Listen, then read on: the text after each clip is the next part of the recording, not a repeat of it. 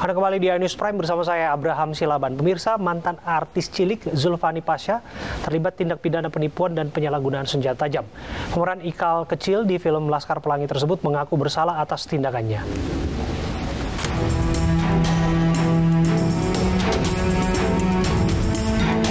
Mantan artis cilik Zulfani Pasha terlibat tindak pidana penipuan open BO dan penyalahgunaan senjata tajam. Pemeran Ikal kecil di film Laskar Pelangi tersebut mengaku bersalah dan tidak ada niat melakukan kejahatan menggunakan senjata tajam. Dari hasil penyelidikan, polisi menyatakan Zulfani melakukan hal tersebut karena saat ini tidak memiliki pekerjaan dan terkendala ekonomi. Kemudian berinisiatif melakukan tindak penipuan open BO di aplikasi Kencan. Untuk perencanaannya, jadi yang bersangkutan dari Tanjung Pandan belum merencanakan hal ini, tetapi ketika sesampainya di Genting Apit baru terpikir. Karena tidak ada barang yang dibawa, kemudian tidak ada penghasilan juga, yang bersangkutan berinisiatif mencari uang untuk diberikan bingkisan ataupun jajanan ataupun oleh-oleh kepada keluarga yang di Manggar. Sementara Zulfani menjelaskan, pedang samurai milik temannya yang kebetulan berada di dalam mobil yang ia tumpangi. Saat itu Zulfani mengeluarkan samurai di jalan, bukan untuk menikam atau membahayakan, namun supaya pengejarnya berhenti mengejar mereka. Ya memang pas waktu kita dikejar oleh pengendara motor RX King, akhirnya mereka ngetuk kaca jendela dan akhirnya saya melihat samurai dan saya berpikiran untuk bukan untuk menghajar atau menikam ataupun apapun itu, saya hanya berniat untuk menghentikan motor tersebut agar tidak terjadi apapun. Tapi balik lagi kami minta maaf. Zulfani juga menegaskan bahwa dia tidak berniat menjual istrinya di aplikasi Kencan tersebut. Dari Kabupaten Belitung Timur, Bangka Belitung, Suharli, iNews melaporkan. Orang tua Ken Admiral meminta agar AKBP Akhirudin Hasibuan dipecat dari anggota kepolisian. Pihak keluarga menilai AKBP Akhirudin telah melakukan pembiaran saat putranya menganiaya Ken Admiral.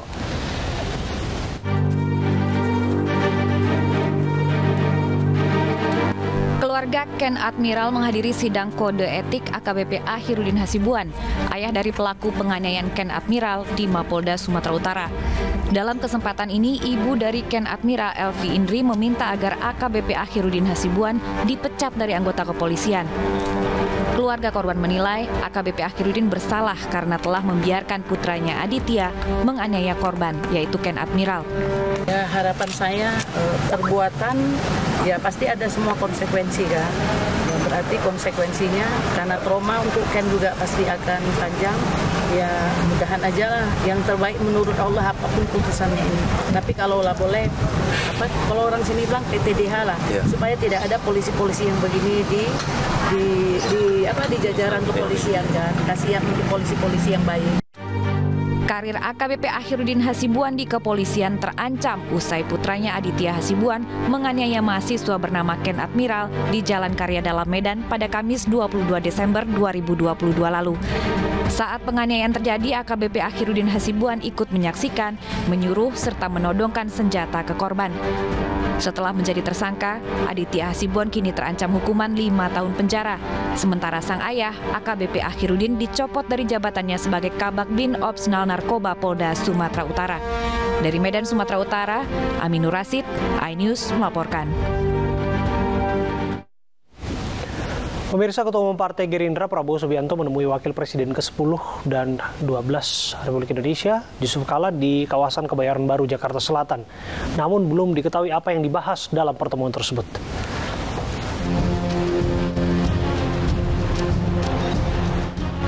Ditemani Wakil Ketua Dewan Gerindra Muhammad Iriawan, Wakil Presiden ke-10 dan 12 Republik Indonesia Yusuf Kala menyambut kedatangan Ketua Umum Partai Gerindra Prabowo Subianto di kediaman JK di kawasan Brawijaya, Kebayoran Baru, Jakarta Selatan.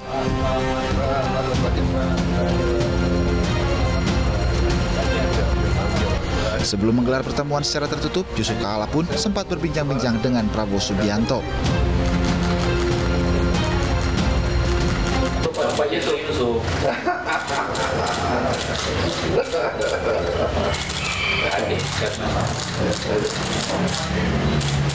Pertemuan antara Prabowo digelar selama kurang lebih 1 jam, namun belum diketahui apa yang dibahas dalam pertemuan tersebut. Tim Liputan iNews melaporkan. Pemirsa, malam ini Presiden Joko Widodo menggelar pertemuan dengan 6 ketua umum partai pendukung pemerintah di Istana Merdeka, Jakarta. Pertemuan kali ini terkait dengan silaturahmi Lebaran bersama ketua umum partai politik. Ketua umum partai politik yang mendapatkan undangan dari Presiden Jokowi adalah PDI Perjuangan, Golkar, Gerindra, PKB, PAN, dan P3. Ketua umum partai politik mendatangi Istana Merdeka, Jakarta pada pukul 18.30 waktu Indonesia waktu Indonesia Barat maksud kami. Koalisi pemerintahan Jokowi Ma'ruf Amin terdiri dari 7 partai politik, namun yang menarik pada pertemuan kali ini hanya 6 partai politik pendukung pemerintah yang ada di Istana Merdeka. Artinya pertemuan Jokowi dengan ketua umum partai politik tanpa kehadiran Partai Nasdem.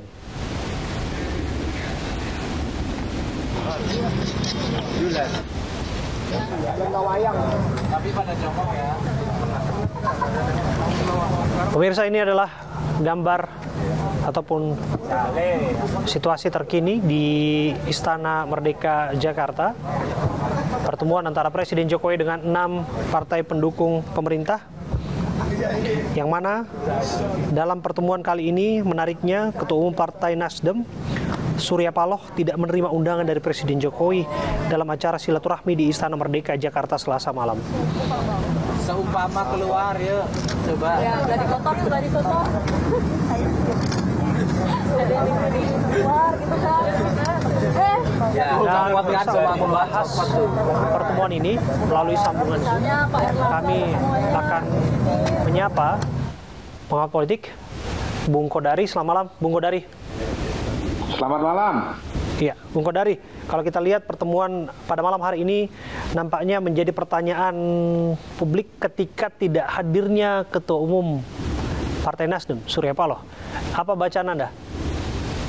Saya kira masyarakat sudah sangat mahfum ya, kenapa Ketua Umum Nasdem Surya Paloh tidak hadir. Pertama, kalau bicara secara katakanlah normatif, memang Pak Surya Paloh kan informasinya berada di luar negeri. Tetapi yang kedua, saya melihat ini silaturahmi Lebaran di antara koalisi pemerintahan berkesinambungan. Saya tambahkan berkesinambungan.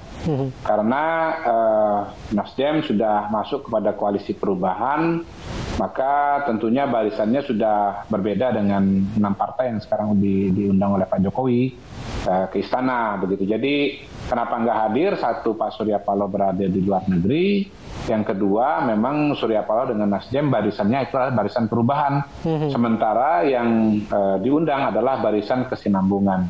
Saya kira itu yang menjelaskan. Walaupun misalnya nanti di kesinambungan ini akan ada katakanlah 2 atau 3 calon presiden misalnya begitu, tetapi kan tema besarnya ada, yaitu platformnya kesinambungan bukan perubahan. Jadi yang masih bisa bersama dengan Pak Jokowi adalah calon-calon presiden yang kredonya itu adalah melanjutkan Pak Jokowi, tetapi yang tidak bersama dengan perubahan tidak lagi dimasukkan ke dalam koalisi kesinambungan begitu. Oke, bahwa desas-desus disebutkan akan mencoba membangun percakapan di mana Pak Prabowo akan bersanding atau bersama-sama dengan Pak Ganjar Pranowo. Entah siapa yang jadi capres-cawapresnya begitu. Apakah mungkin atau betul bahwa sinyalemen pertemuan ini arahnya ke sana? Ya, itu yang dikatakan oleh Mas Romi ya, Romahur Muzi ya dari P3. Walaupun bisa saja agendanya tidak ke sana gitu. Kalau saya pribadi pada sampai hari ini mengatakan bahwa calon presiden Pak Jokowi itu ada 2, yaitu Ganjar Pranowo dan Prabowo Subianto begitu. Nah, kenapa kemudian ada 2? Karena masing-masing partai politik, masing-masing calon ini agendanya memang menuju calon presiden. Kalau dalam konteks Mas Ganjar, PDI Perjuangan dan Ibu Mega memang mau kader PDI Perjuangan jadi calon presiden. Dalam konteks Pak Prabowo, dalam konteks Gerindra, Prabowo adalah calon presiden yang sekaligus ketua Dewan Pembina dan ketua umum dari Partai Gerindra. Karena itu memang keputusan akhir ada di tangan Pak Prabowo begitu. Nah, kedua-duanya mau maju sebagai calon presiden, dan karena itulah kemudian saya walaupun ada proposal, ada ide, ada gagasan Ganjar Pranowo dengan Prabowo Subianto sebagai wakilnya, menurut saya per hari ini, sampai hari ini yang lebih realistis adalah bahwa nanti di koalisi kesinambungan akan ada dua jagoan yang akan bertarung dan mungkin berhadapan dengan satu orang calon perubahan, yaitu Anies Baswedan. Oke, artinya ini pertemuan bisa jadi untuk memastikan all Jokowismen itu ya? Saya kira begitu ya, walaupun paling nggak begini, kalau ditinjau dari konteks yang lain, dari Lebaran sampai dengan sekarang ya, kalau kita lihat dinamika politik yang paling mutakhir, yang paling besar kan adalah deklarasi Ganjar Pranowo sebagai calon presiden dari PDI Perjuangan, dan kemudian disusul oleh dukungan dari P3. Ya barangkali dalam konteks ini Pak Jokowi mau menegaskan bahwa kingmaker ya, paling utama dan orkestrator utama politik Indonesia itu tetap berada di tangan Pak Jokowi begitu.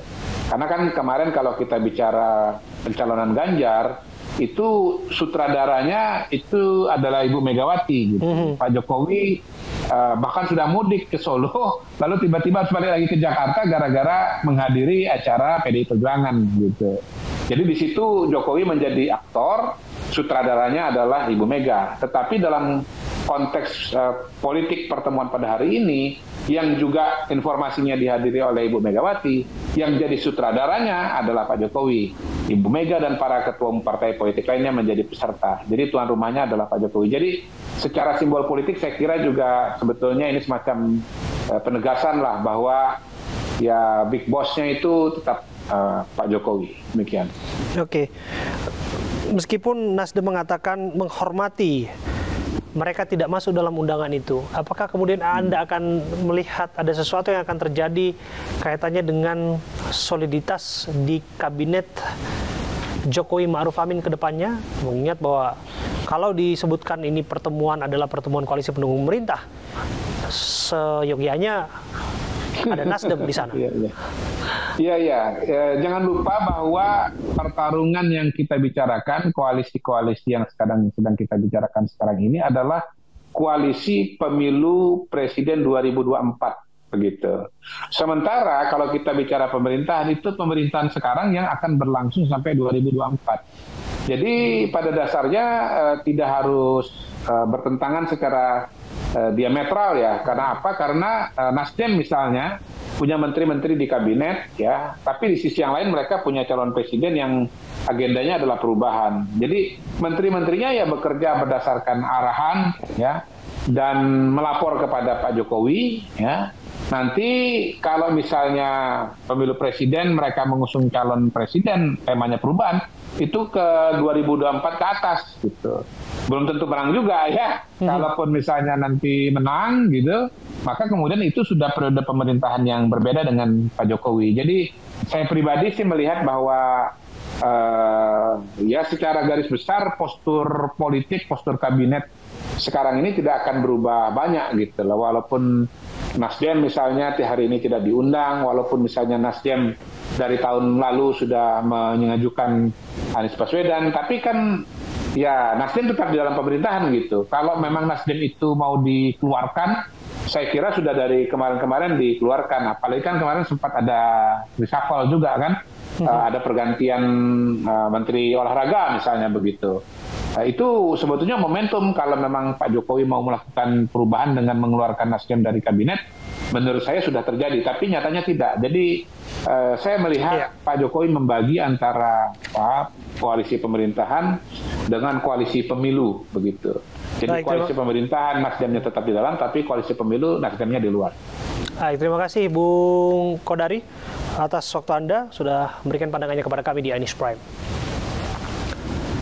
Pemirsa, keluarga korban wanita yang terjatuh di Bandara Internasional Kuala Namu menemui Hotman Paris untuk memperkarakan pihak Bandara Kuala Namu. Informasi ini akan kami hadirkan sesaat lagi untuk Anda, namun kita akan hadirkan informasi terkait dengan... Kami kembali saat lagi.